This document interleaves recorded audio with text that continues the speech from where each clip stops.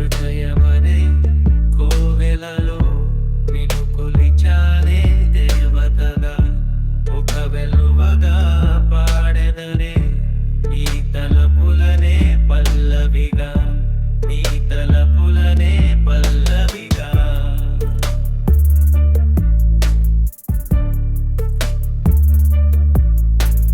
దేవత నీవని తలచి కవితను నేను రచించా, అనురాగాలే మలిచి ధ్యానం చేసి పిలిచా. నీ చెవి కది చేరకపోతే, నీ చెవి కది చేరకపోతే జీవితమే మాయని చింతే, జీవితమే